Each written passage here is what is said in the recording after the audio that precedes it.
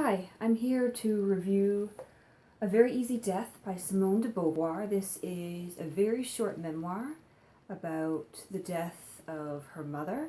It was first published in 1964 with the first English translation in 1965, and the English translation of this particular edition was by Patrick O'Brien. I've read books translated by him before.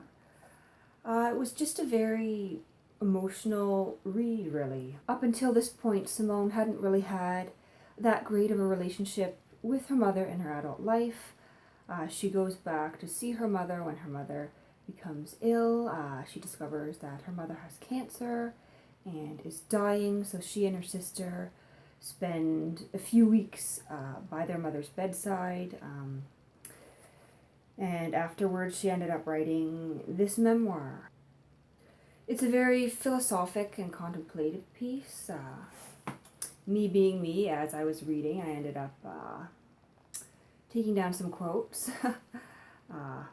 One that came very early on page 20, she writes, "For me, my mother had always been there, and I had never seriously thought that someday, that soon, I should see her go. Her death, like her birth, had its place in some legendary time.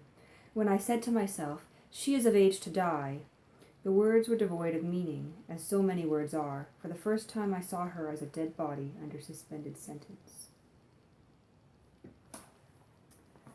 That is just so beautifully written, but it's also very true. I suppose all of us come to a point in our lives when we realize that a person close to us, our parents maybe, can die someday, and not just that they can die, but that they may indeed die soon. A few pages later, along the same lines, "I had understood all my sorrows up until that night. Even when they flowed over my head, I recognized myself in them. This time my despair escaped from my control. Someone other than myself was weeping in me."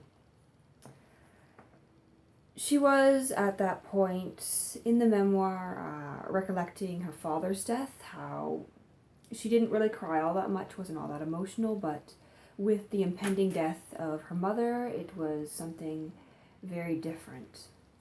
But then Simone de Beauvoir moves on from her own experience of her mother's death to contemplating her mother's life, looking over the kind of life that she had and the kind of life that she could have. She remembers how her mother married young and how eventually her husband didn't have as much interest in her anymore, and he was taking up with other women, but she was stuck at home. She couldn't have a career, and it was only after her husband's death that her mother really started to live, started to have a social life, people of her own.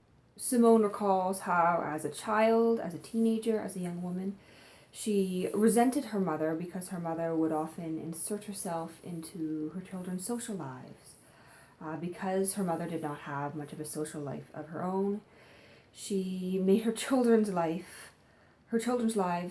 her life, which for Simone and her sister was a very confining and almost irritating experience, which is why later in her adult life she didn't perhaps have that great of a relationship with her mother. One topic that really stuck out to me was what Simone de Beauvoir referred to as a race between death and torture. One of the nurses quietly advised Simone not to allow her mother to have any more surgeries because her mother was so far gone, and surgeries would only prolong her life and torture her in a way. But Simone de Beauvoir, thinking that her mother can get a few more weeks, a few more months, allows her to have another surgery. Afterwards, she realizes that her mother is very tortured, very much in pain, and she seems to regret having allowed that surgery to go forward. Assisted dying, not so much a thing in the 60s, very much a thing in 2016. Canada in the past year finally passed assisted dying legislation. It's very restricted. Some people say it's not accessible enough, but it does exist for the terminally ill. Now, I'm not saying that Simone de Beauvoir's mother would have wanted to end her life through suicide, but it's an acknowledgement of that very fine line between trying to keep a person alive and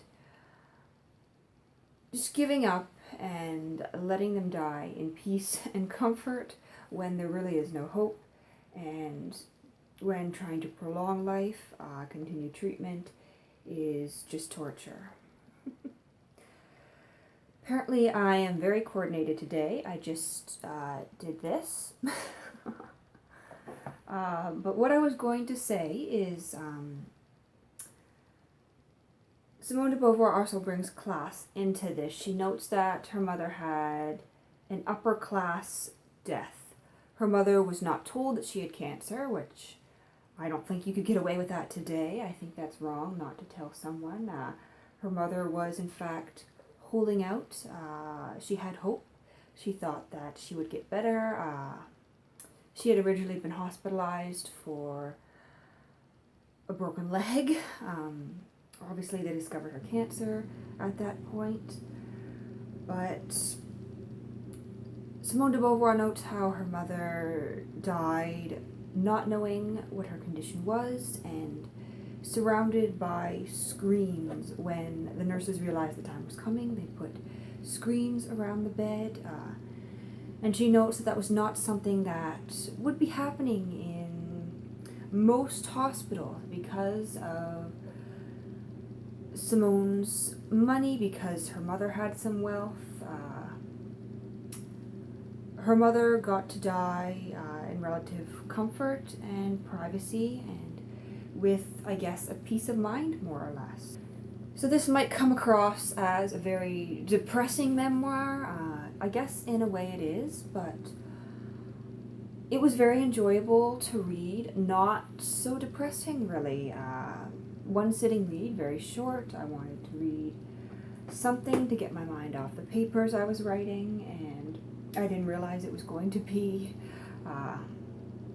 about the death of her mother, because I knew nothing about it, but it was exactly what I was in the mood to read at the moment.